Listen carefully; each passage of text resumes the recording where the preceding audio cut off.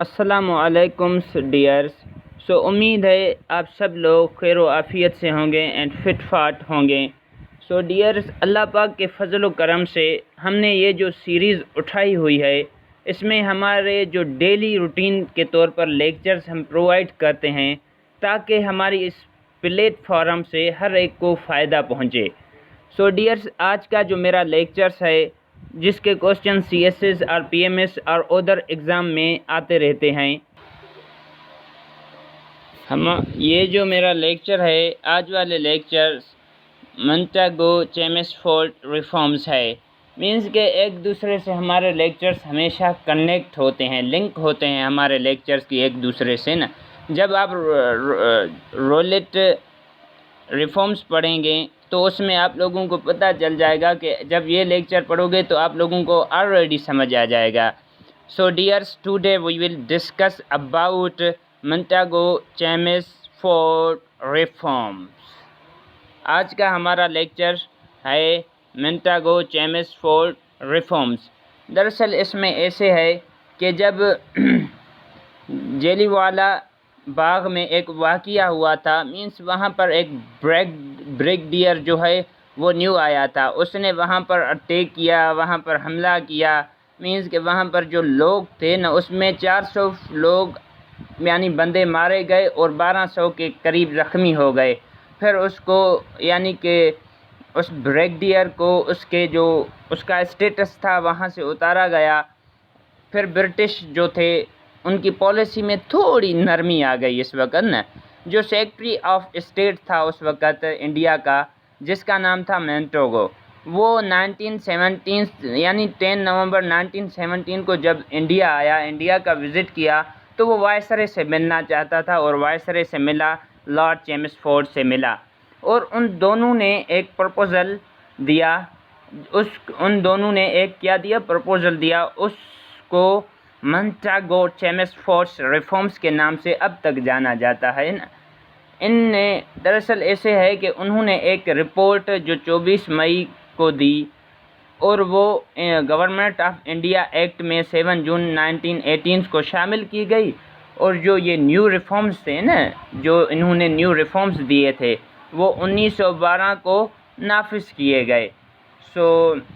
یہ جو Montagu Chelmsford reforms ہے نا، اس کو گورنمنٹ آف انڈیا ایکٹ 99 یعنی 1919 کے نام سے بھی جانا جاتا ہے. ابھی ہم آتے ہیں اپنے ٹاپک کی طرف. دراصل ایسے ہے، مونٹیگو چیمسفورڈ جو ہے نا، اس کو مختصراً طور پر مونٹفورڈ ریفارمز کے نام سے بھی جانا جاتا ہے. جیسے گورنمنٹ آف انڈیا ایکٹ سے جانا جاتا ہے نا، اسی طرح مونٹفورڈ ریفارمز کے نام سے بھی اس کو جانا جاتا ہے. جو برطانوی جو ہندوستان تھی نا، اس نے جو اس وقت نیو پاپولیشنز تھی گورنمنٹ کی، اس کی طرف یہ انٹروڈیوس کروایا تھا نا، یہ مونٹیگو ریفارمز ان آبادی کی طرف سے ریفارمز کروایا تھا، پاپولیشن جو نیو تھی ان کی طرف، تاکہ ہندوستان میں آہستہ آہستہ آرام کے ساتھ جو خود مختار ادارے تھے نا، جن کے پاس اتھارٹی تھے کہ وہ اپنے فیصلے خود کر سکتے ہیں، ان کو بھی ان نے انٹروڈیوس کرایا تھا اس ریفارمز نے. دراصل ایسے ہے، جب ان ریفارمز کا نام ایڈون مونٹیگو جو پہلی جنگ عظیم کے لاسٹ پارٹ کے دوران یعنی لاسٹ حصے کے دوران ہندوستان کے سیکرٹری آف اسٹیٹ اور لارڈ چیمسفورڈ کے درمیان ہے. یعنی 1921 اور 1916 وائسرے ہند کی بنیاد بنا. یہ کب بنا؟ یہ 1916 اور 1921 وائسرے جو ہندوستان تھا، ہندو تھے، ان کی بنیاد پر یہ ایکٹ بنا دیا گیا، یہ ریفارمز بنا دیے گئے. یہ 99 گورنمنٹ آف انڈیا ایکٹ آئینی صلاحیت سے متعلق بھی ہے، یعنی یہ ریفارمز بھی ہے انڈیا کے مطابق ہے نا، بالکل ہندوستان میں ہوا تو اس کے مطابق ہے. اس وقت جو ہندوستانی نیشنز تھی نا، جو قوم پرستوں تھے، ان کا یہی خیال تھا، ان کا نظریہ، ان کا آئیڈیاز ان کے یہی تھے کہ یہ جو ریفارمز ہے نا، کافی حد تک یعنی لیمیٹڈ حد تک یہ آگے نہیں بڑھیں. جبکہ برٹش جو خدمت پسند تھے نا، ان پر تنقیدیں کرتے رہے تھے. یعنی ان کے ریفارمز ریفارمز آئے ان میں، اور بہت سی چیزیں آئی. یعنی کہ برطانوی اور بھی قدم اٹھانا چاہتے تھے اور وہ کہتے تھے کہ یہ آگے نہ بڑھیں، جبکہ جو برٹش قدمت پسند تھے نا ان پر تنقید کرتے تھے ہمیشہ سے۔ اس ایکٹ کی، یہ جو ایکٹ تھا گورنمنٹ آف انڈیا ایکٹ 1919 کا جو تھا، اس ایکٹ کی اہم یہ چیزیں تھیں، امپیریل خصوصیات حسب ذیل تھی، جیسے لیجسلیٹو کونسل اب 2 ایوانوں پر مشتمل تھی نا، مینس کہ جو اس وقت جو یعنی یہ کہتے تھے بائی کیمرل ہو جائے نا، امپیریل لیجسلیٹو جو تھی اس کو ریپلیس کیا گیا اس ٹائم، اور 2 ایوانوں پر یا 2 ہاؤس پر اسے مشتمل کیا گیا، کس کو؟ امپیریل لیجسلیٹو کو۔ میں آپ لوگوں کو یہ پوائنٹ سمجھا رہا ہوں کہ جو بائی کیمرل وہ چاہتے تھے کہ اس ریفارمز میں بائی کیمرل ہو جائے، یعنی جو امپیریل لیجسلیٹو تھا نا اس کو ریپلیس کیا گیا اس ٹائم، اور اس ٹائمز 2 ہاؤس بن گئے امپیریل میں، جسے اپر ہاؤس اور لوئر ہاؤس بھی بنا دیا گیا نا، یعنی 2 house upper and lower house بنا دیا گیا۔ جیسے اس وقت پاکستان میں قومی اسمبلی اور سینٹ ہیں، اسی طرح سے ہی اس وقت جو اپر ہاؤس تھا نا اس کی آپ کہہ سکتے ہو کہ 60 ممبرز تھے، اس میں 60 ممبرز تھے، کتنے؟ 60 ممبرز تھے، اور جو لوئر ہاؤس تھا اس کے تقریباً 146 ممبرز تھے۔ دوسرے میں آتے ہیں، یہ جو اس وقت جو صوبوں کی دوہری حکومت تھی نا، اس نظام کو 2 اسٹیٹ یا بادشاہیت کی پیروی کرنی تھی، یعنی اس وقت جو اسٹیٹس ہے وہاں پر ایک ہی کنگ شپ ہونی چاہیے یا 2 اسٹیٹس کی ہمیشہ سے ہر ایک اسٹیٹس کو علیحدہ علیحدہ اتھارٹیز دی جائے، یعنی کہ وہ حکومت نظام یا بادشاہیت کی پیروی کرنی چاہے۔ ہر پروونس میں اگر ایک ہی بادشاہیت سنبھالے گا تو وہ پروونس اچھی طریقے سے چل سکے گا۔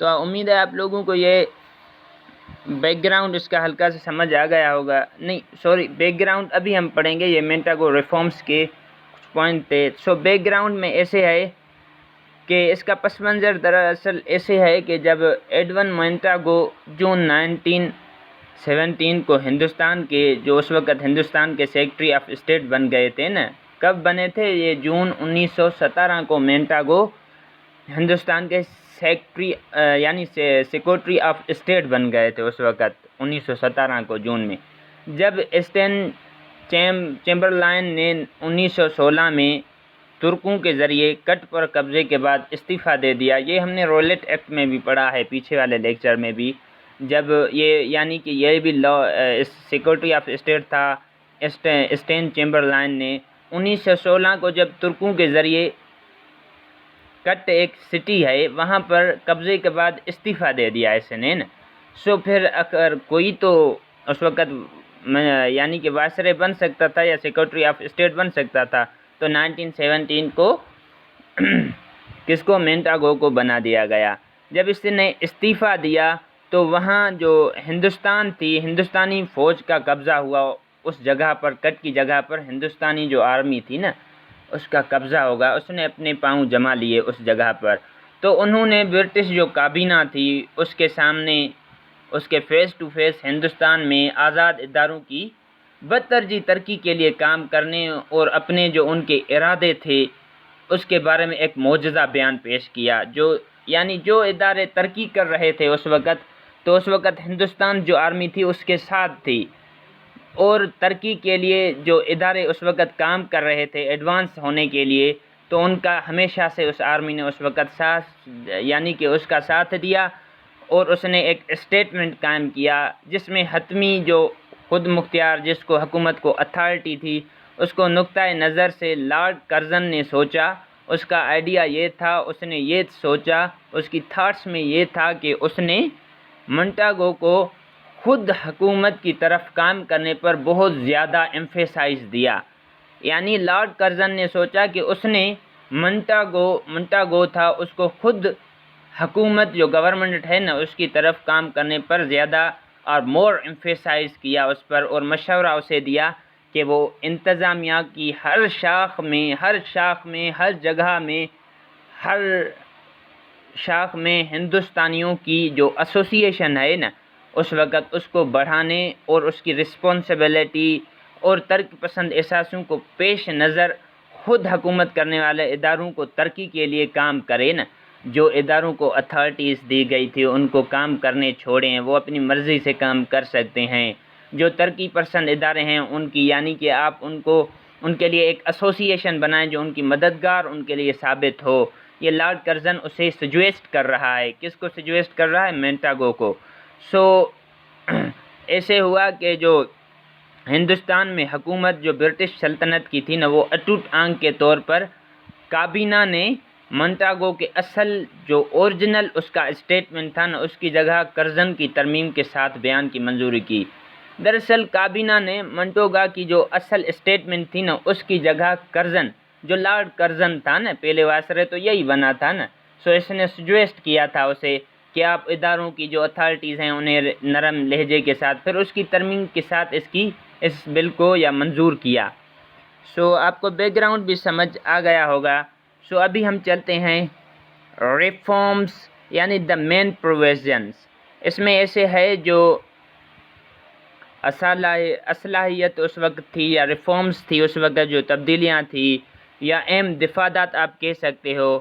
ایسے تھا کہ سیکورٹری آف اسٹیٹ جو اس وقت تھا، حکومت ہند سے متعلق امور کو کنٹرول کرے گا۔ اس وقت سیکورٹری آف اسٹیٹ کو یہ کنٹرول دیا گیا تھا، یہ اس کے ہاتھ میں تھا کہ وہ حکومت جو ہند ہے نا، اس کے متعلق جو بھی ادارے ہیں، جو بھی اس وقت ایسوسیشن ہے، جو کچھ بھی ہو رہا ہے اس کو کنٹرول کرے گا۔ یہ سیکورٹری آف اسٹیٹ کا کام ہے۔ دوسرے میں ہم ایسے آتے ہیں کہ جو اس وقت امپیریل لیجسلیٹو ہے نا، میں نے یہ پیچھے بھی سمجھا دیا ہے کہ جو امپیریل لیجسلیٹو ہے اس کو 2 ہاؤسوں میں یا 2 چیمبرز پر مشتمل ہوگی۔ امپیریل لیجسلیٹو، جس کو بائی کیمرل لیجسلیٹو بھی کہتے ہیں، ریاست کی کونسل اور مرکزی قانون ساز اسمبلی۔ جیسے میں نے اگزامپل دے دی پاکستان کی، جیسے کہ قومی اسمبلی ہے اور سینٹ ہے، یا upper house and lower house ہے، اسی طرح سے بائی کیمرل کا وہ چاہتے تھے۔ 3 میں ایسے ہے کہ جو امپیریل لیجسلیٹو کونسل ہے نا، اس کو پورے جو کمپلیٹ ہندوستان ہے نا، اس کے لیے کسی بھی معاملے پر قانون بنانے کا اختیار دیا گیا تھا۔ امپیریل لیجسلیٹو کو یہ اتھارٹیز دی گئی تھی، آپ کسی بھی معاملے پر، کسی بھی جو آپ کو اچھا نہیں لگے یا کوئی بھی چیز ہو، اس کے خلاف آپ قانون یا لا بنا سکتے ہیں۔ یہ امپیریل لیجسلیٹو کو آرڈر دیا گیا تھا۔ 4 میں ایسے ہے کہ گورنر جنرل جو تھا اس کو طلب کرنے اور معطل کرنے، یعنی اس کو بلانے، اس کو سیٹ پر بٹھانے، یا اس کو معطل کرنے، یا اس کو نکالنا، یا چیمبرز کو تحلیل کرنے اور آرڈیننس جاری کرنے کے اختیارات دیے گئے تھے اس وقت گورنر جنرل۔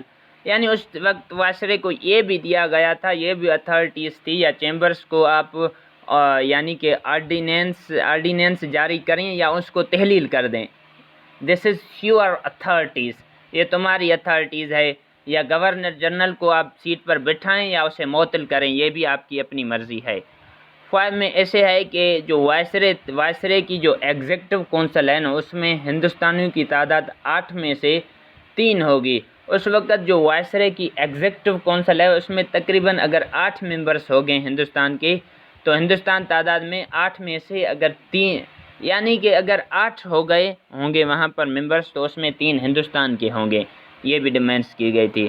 اور 6 میں ایسے ہے کہ 2 ایوانوں والی صوبائی قانون ساز کونسلوں کا قیام دیا جائے گا نا، صوبے میں بھی 2 چیمبرز ہونے چاہیے یا کونسلز ہونی چاہیے۔ 7 میں ایسے ہے کہ جو صوبوں میں 2.5 ارکان ہیں، جیسے کے طور پر آپ کہہ سکتے ہو کہ اس وقت محفوظ جو مضامین ہیں، جیسے فنانس ہے، امن و امان ہے، پیس ہے، فوج ہے، آرمی ہے، پولیس وغیرہ، ان کا بھی خیال کیا جائے گا۔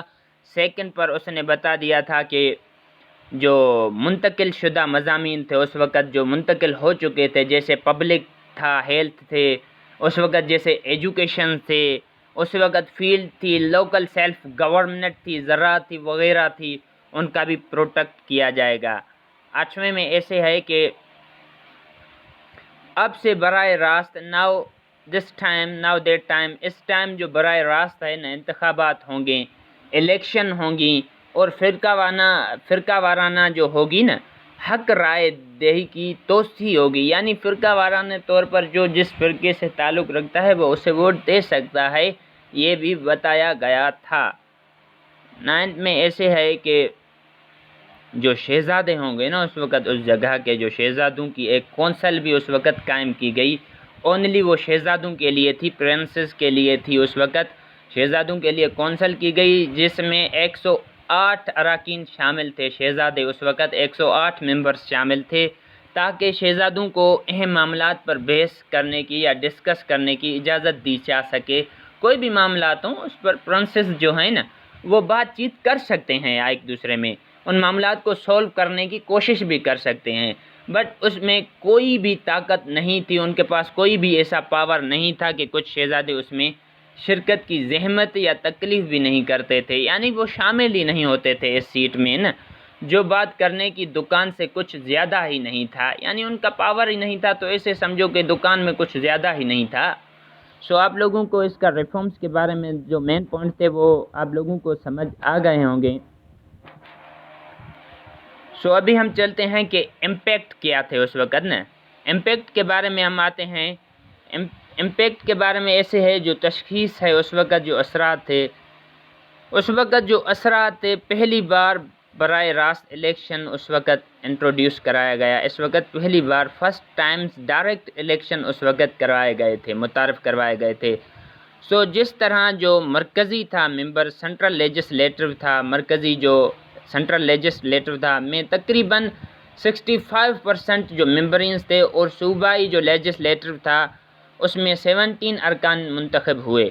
آپ لوگوں کو یہ سیکنڈ بھی سمجھ میں آ گیا ہوگا، جو 65 ممبرز تھے وہ سینٹرل لیجسلیٹر کے تھے، لیجسلیچرز کے، اور 17% پریونشل لیجسلیچرز کے الیکٹڈ تھے یا اس وقت موجود تھے۔ سو تھرڈ میں ایسے ہے کہ جو اس وقت جو ووٹرز تھے، ووٹرز کے لیے جو ایبلٹی کا معیار تھا نا اتنا سخت تھا، اتنا ہارڈ تھا اس وقت جو ووٹ دے رہا تھا کہ GOI ایکٹ 99 کی پیروی کرنے والے انتخابات میں صرف اونلی 7 کے لوگوں نے ووٹ دیا تھا اس وقت، اونلی کتنے 7 کے لوگوں نے ووٹ دیا تھا اس وقت۔ سو ایسے ہے کہ آپ لوگوں کو یہ بھی سمجھا، یعنی 3 بھی سمجھ آ گیا ہوگا کہ ووٹ دینے والوں کے لیے اتنی ہارڈ ایبلٹیز شامل تھی، جیسے کہ 99 کی پیروی کرنے والے جو انتخابات تھے یا الیکشن تھے اس میں صرف 17 کے پیپلز تھے، انہوں نے ووٹ دیا۔ ایکٹ میں یہ بھی کہا گیا تھا، اس ایکٹ میں یہ میں 4 پڑھ رہا ہوں، اس ایکٹ میں یہ بھی کہا گیا تھا کہ 10 سال کے بعد، جو 10 سال ہے نا، اس کے بعد حکومت کام کاج کا مطالعہ کرنے کے لیے ایک قانون کمیشن قائم کیا جائے گا، یعنی کہ حکومت کے پاس یہ اتھارٹیز ہوگی کہ ہر 10 سال کے بعد اس کا مطالعہ یا معجزہ کرے گی، یعنی کہ اس کو دیکھے گی اور ایک کمیشن قائم کیا جائے گا۔ اس کا جو نتیجہ ہے، اس کا جو ان رزلٹ ہے وہ 1927 کے ساتھ سائمن کمیشن کی یعنی کمیشنز کی صورت میں نکالا گیا۔ سو اس کی جو ہے نا سائمن کمیشن کے ہر 10 سال کے بعد، تو اس کا نتیجہ 1927 کے سائمن کمیشن کی صورت میں نکالا گیا۔ سو انشاءاللہ میں سائمن کمیشن اس پر بھی ایک لیکچرز بناؤں گا، سو آپ ہمیشہ میرے ساتھ جڑی رہے گا۔ سو ابھی ہم ریویو پڑھیں گے، اس وقت جو ریویو تھا، جو جائزہ تھا، اس وقت جو جائزہ لیا گیا تھا، دراصل ایسے تھا کہ جو منٹاگو تھا نا وہ چیمسفورڈز کی رپورٹ میں کہا گیا، منٹاگو اور چیمسفورڈز کی جو رپورٹ تھی وہ بھی میں نے آپ لوگوں کو بتا دی کہ اس کی رپورٹ کب پیش ہو گئی تھی، 24 کو، اور وہ 27 اور 18 کو شامل کی گئی تھی انڈیا ایکٹ میں۔ تو ان کی رپورٹ کے مطابق یا یہ کہا گیا تھا کہ ہر 10 سال کے بعد جائزہ لیا جائے گا، یہ میں نے آپ کو امپیکٹس میں پڑھایا کہ ہر 10 سال کے بعد ایک کمیشن تیار کی جائے گی۔ سر جان سائمن اس سائمن کمیشن کی سربراہی کر رہے تھے اس وقت، سر جان سائمن، یعنی سائمن کمیشن بھی اس کے نام سے، جیسے کہ یہ منٹاگو چیمسفورڈز ریفارمز ہے یہ بھی ان کے نام سے بنی ہے، جیسے رائلٹ ایکٹ تھا وہ بھی سر سڈنی رائلٹ کے نام سے بنی ہے، اسی طرح یہ جو سربراہی کر رہا تھا سر جان سائمن تھا اس کمیٹی کی سربراہی، تو اسے سائمن کمیشن اس کا بھی اسی نام سے لیا گیا ہے نا۔ اس کی لیڈر تھا، اس کی سربراہی کر رہا تھا، جو اس جائزے کے لیے رسپانسبلٹی تھی کہ جس نے مزید جو کانسٹیٹیوشنل چینجنگز ہے اس کی سفارش کی تھی۔ 1930 ہے، 1931 ہے اور 1932 ہے، اس میں لندن میں 3 گول میز کانفرنس ہوئی۔ کب ہوئی؟ کس ٹائم ہوئی؟ 1930، 1931، 1932 کو ایک لندن میں 3 گول میز کانفرنس ہوئی، ایک بڑی کانفرنس میٹنگز ہوئی جن میں بڑے فائدے کی نمائندگی کی گئی۔ اس وقت کس کی؟ بڑے فائدے کی ایک یعنی کہ وہ کی گئی، آپ کہہ سکتے ہو کہ ایک بڑے ایڈوانٹیج کی نمائندگی کی گئی۔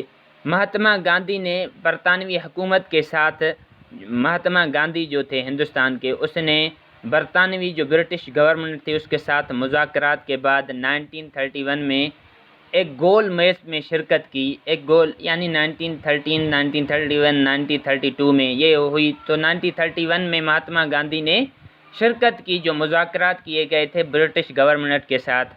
لیکن جناح کا فرقہ وارانہ بیہیویئر کسی بھی فیصلے کی راہ میں رکاوٹ تھا۔ ہر فیصلے میں محمد علی جناح کی فرقہ وارانہ جو بیہیویئر تھا نا، وہ ہر فیصلے میں رکاوٹ بن رہا تھا۔ جو انڈین نیشنل کانگریس اور انگریزوں کے درمیان، یعنی انڈین نیشنل کانگریس جو انڈیا کی تھی اور انگریزوں کے درمیان سب سے بڑا جو اختلاف تھا نا، ہر کمیونٹی کے لیے الگ الگ ووٹر دینا۔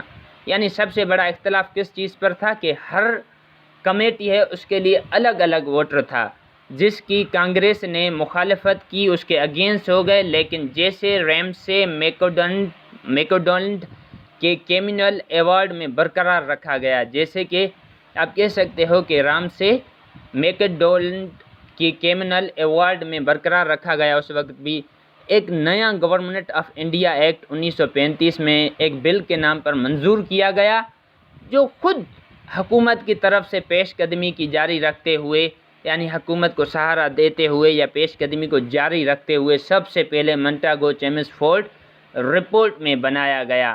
آپ لوگوں کو یہ بھی اچھی طریقے سے سمجھ آ گیا ہوگا، میں نے اچھی طریقے سے یا ریویو بھی آپ لوگوں کو سمجھا دیا گیا۔ ان ڈیٹیلز میں نے منٹاگو اینڈ چیمسفورڈ ریفارمز آپ لوگوں کو سمجھا دیا۔ امید ہے آپ لوگوں کو سب کو سمجھ آ گیا ہوگا۔ اگر کوئی کوسچن ہے تو وہ آپ کومنٹس میں دے سکتے ہو۔ آپ لوگوں سے التجا کی جاتی ہے کہ ہماری چینل کو سبسکرائب کریں، لائک کریں اینڈ شیئر کریں اینڈ کومنٹ دیں، اسی پلیٹ فارم کے ساتھ جیسے ہر ایک کو فائدہ پہنچے۔ تو ان ڈیٹیلز میں آپ لوگوں کو لیکچر سمجھا رہا ہوں، جیسے ایک دوسرے پیچھے والے لیکچر سے یہ لنک ہے، یعنی رولٹ ایکٹ سے یہ لنک ہے، پھر اس سے آگے والا جو لنک ہوگا پھر وہ میں بیان کرتا جاؤں گا اسی طرح سے۔ امید ہے آپ لوگوں کو سمجھ آ گیا ہوگا۔ Thanks of you watching my channel. اللہ حافظ۔